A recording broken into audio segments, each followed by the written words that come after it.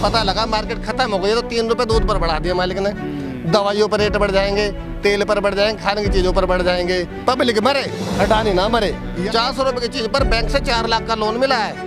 अब वो कंपनी दिवालिया हो गई तो बैंक का लोन भी मर गया।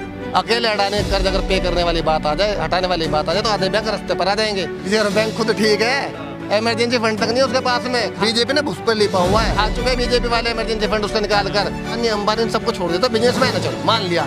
अमित शाह जी का बेटा कौन सा बिजनेसमैन है भैया, पौधे का बिजनेस करा था और भाई साहब ने आज एक बीसीएस के सचिव में भाई साहब बने हुए। किस बेस पर है? जिस आदमी ने जिंदगी में बैट पकड़ कर ना देखा वो इंडियन क्रिकेट टीम को संभाल रहा है, बता रहा है क्या करना है क्या नहीं करना है। ये देश चल रहा है।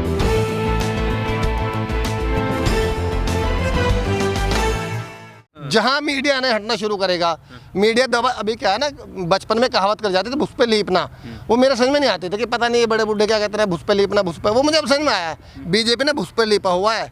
ये सारे फ्रॉड हैं, बहुत बड़े बड़े फ्रॉड हैं। आज अडानी की हालत बहुत बुरी है। और अडानी का कमाल देखो, बाहर का व्यक्ति आकर, बाहर के एजेंसी आकर बता रहे कि तुम्हारे देश में ये इंसान चोर है जी, इसे देख लो, तब जाकर हमारी मीडिया थोड़ा बहुत नाम चार के दिखा पा रही है, उसे तो हिम्मत कर पा रही है, थोड़ा बहुत तो दिखा दे, टूटा फूटा था। वरना इनकी औकात इतनी भी हो रही कि अब भी तो खुल के बोल लें। यहाँ के एजेंसी एक बात और है कि ये भी साबित नहीं कर रही या ये भी दावा नहीं कर रही भारत की सरकार या कि ये जो आरोप लगे हैं, जिस एजेंसी ने लगाए हैं, वो गलत हैं। कैसे कर देगी दावा? उसको यहाँ तक लाया कौन? उसको लोन इतने मोटे मोटे किस बेस पर दिए? भाई मेरा 400 रुपए की आपसे एक चीज़ की डील हुई है, 400 रुपये मुझे कुछ खरीदना है, बिल कट रहा है उसका 4 लाख रुपए का, फिर बैंक से 4 लाख बिल पर लोन दिलवा रहा हूँ मैं उसको। गेम समझो आप पूरा इनका क्या है। 400 रुपए की चीज़ पर बैंक से 4 लाख का लोन मिला है। अब वो कंपनी दिवालिया हो गई तो बैंक का लोन भी मर गया। कई लाख करोड़ रुपए का कर्जा बता रहे हैं इसके ऊपर भाई साहब के ऊपर। आज की तारीख में LIC कंपनी जो जिंदगी में कभी घाटे में नहीं सुनी किसी ने, 28,000 करोड़ तो गंवा कर बैठ चुकी है अपना, और वो भी चल रहा है, अभी बदस्तूर जारी है। लेकिन सरकार ने कल कहा, रिजर्व बैंक ने भी कहा कि सब कुछ ठीक है, बैंकों की स्थिति बढ़िया है, टन। रिजर्व बैंक खुद ठीक है, इमरजेंसी फंड तक नहीं है उसके पास में। खा चुके हैं बीजेपी वाले इमरजेंसी फंड उसको निकाल कर, उसकी हालत खुद बेकार हुई पड़ी है। गवर्नर रिजर्व बैंक के रातों रात बदल दिए जाते हैं। ये रिजर्व बैंक कह रहा है ठीक है, रिजर्व बैंक पहले खुद को तो स्टेबल कर ले भाई कि हमारा रिजर्व फंड ये रहा, हमारे पास इतना विदेशी फंड है, ये हम स्टेबल है, हम संभाल सकते हैं। बैंक खत्म होने के कगार पर है। अकेले अडानी कर्ज अगर पे करने वाली बात आ जाए, हटाने वाली बात आ जाए तो आधे बैंक रास्ते पर आ जाएंगे। लेकिन उसको करा कैसे जा रहा है? अडानी का जब पता लगा मार्केट खत्म हो गई है तो 3 रुपए दूध पर बढ़ा दिया मालिक ने। दवाइयों पर रेट बढ़ जाएंगे, तेल पर बढ़ जाएंगे, खाने की चीजों पर बढ़ जाएंगे, पब्लिक मरे अडानी ना मरे। यार ही ना खत्म हो अडानी अंबानी से, बस किसी भी तरीके से। जनता मार दो, मरते हो मर जाओ, बचते हो बच जाओ, इनका अपना काम सीट होना चाहिए। और ये भागने वालों में से हैं, सारे भाग चुके हैं। अडानी का नंबर है नेक्स्ट भागेगा। या तो भाई साहब इसका कर्ज माफ करेंगे हमारे बाबूजी, अपने सेठ का कर्ज माफ नहीं होता भागेगा। दो में से एक चीज गारंटेड होनी है, तीसरा ऑप्शन नहीं है अडानी के पास में। गजब बात कर रहे हैं आप। बिल्कुल सच। माफ हो जाएगा इनका? पहले नहीं हुआ, पहली बार होगा क्या भाई? पहले ना हुआ तो मुझे बताओ आप।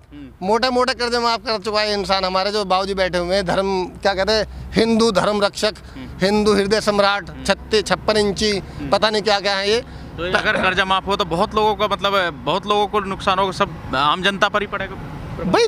40-50 रुपए से तेल चलकर 100 रुपए आ गया, ठीक है। खाने की चीज़ें डबल हो गई, दवाइयाँ 10-10 गुना महंगी हो गई। किस पर पड़ रहा है? लेकिन आम जनता को तो टीवी वाले जो बैठते हैं ना, जिनको लाखों लाखों रुपए सैलरी दे रहे हैं, वो कुछ बता ही नहीं रहे। वो तो कह रहे जी आप खतरे में हो बस।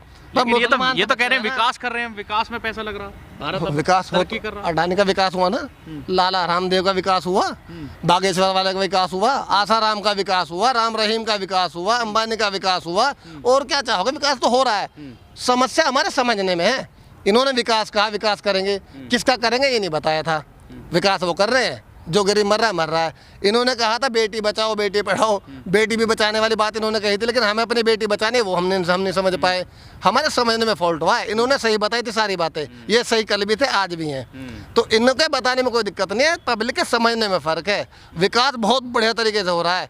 अडानी यार, अडानी अंबानी सबको छोड़ देता, बिजनेसमैन है, चलो मान लिया।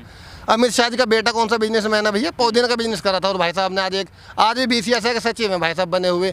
किस बेस पर है?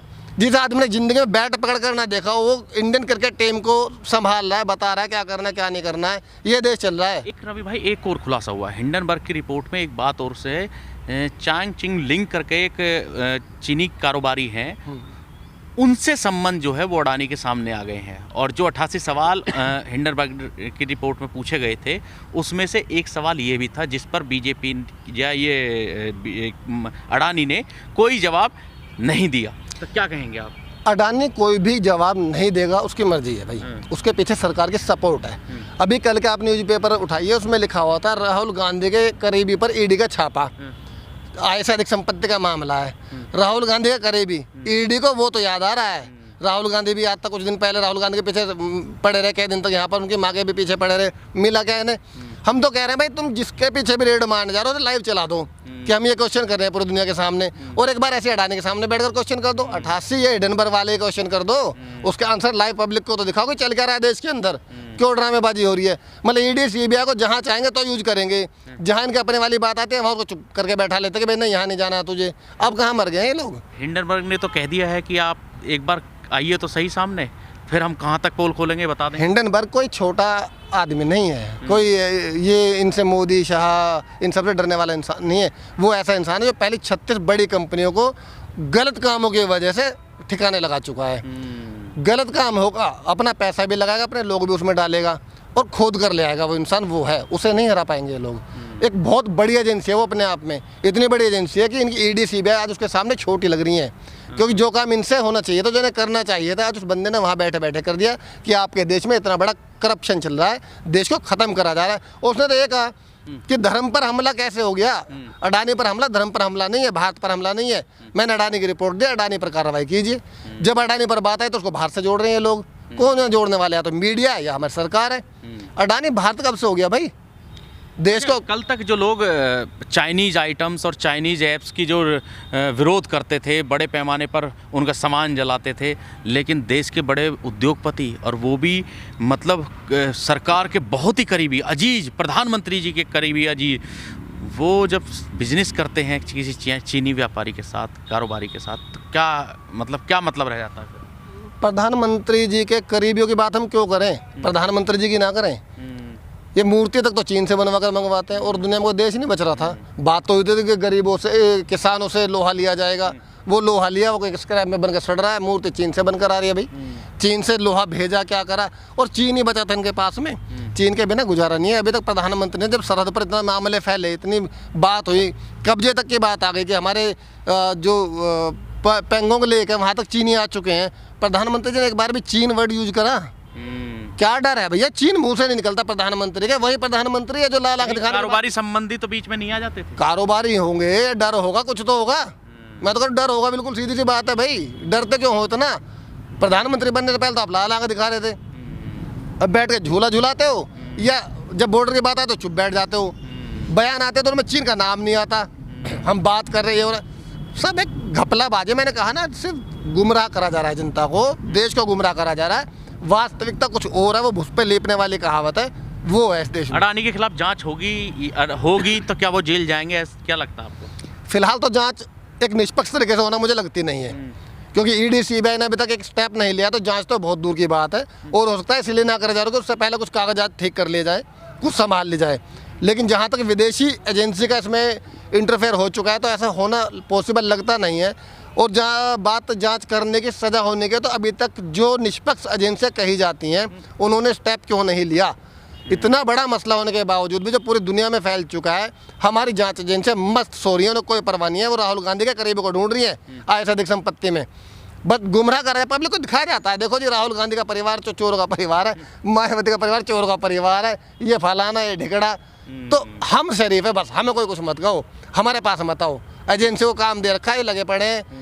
जिस दिन सरकार बदलेगी उस दिन अडानी का भी आप हाल देखना, रामदेव का भी देखना, जितने पाखंडी इनका भी देख लेना, सबकी रिपोर्ट निकल कर आनी कि उसने किसने क्या क्या किया है। और हो सकता है ये 2-4 जो बड़े वाले देश छोड़कर भाग भी चुके हों, तब तक उनमें किसी का भी नाम आ सकता है। साहब भी हो सकते हैं, साहब वाले भी हो सकते हैं, कोई भी हो सकता है। इस वीडियो में कही गई सभी बातें वक्ता की अपनी राय है, जिसकी पुष्टि हम या हमारा चैनल नेशन टाइम नहीं करता।